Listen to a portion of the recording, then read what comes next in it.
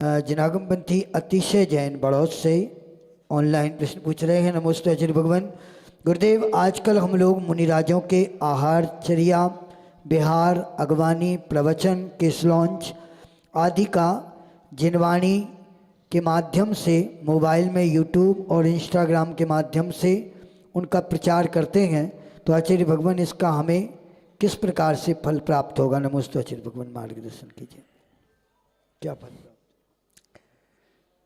यदि आप ये जितने भी प्रकार के प्रभावना के साधन हैं, इनका उपयोग अगर आप प्रभावना की दृष्टि से करते हैं तो आपके सम्यक दर्शन में निर्मलता आती है।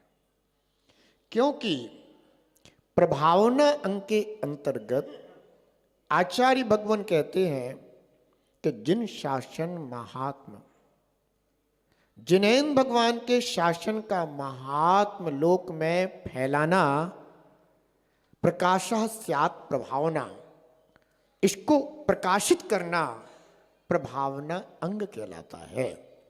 तो यदि इन साधनों का उपयोग आप,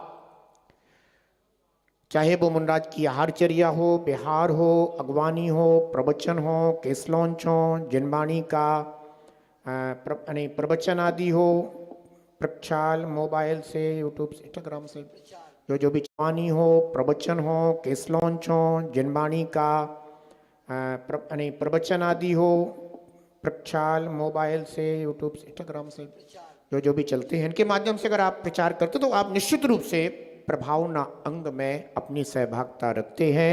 इससे आपके सम्यक दर्शन में भी निर्मलता आती है। इसलिए इनके माध्यम से हमें सच्चे देवशास्त्र गुरु के प्रभावना के कार्यक्रम तो अवश्य ही प्रचारित करना चाहिए, लेकिन कभी भी अप्रभावना के कार्यक्रम इनके माध्यम से नहीं डालना चाहिए।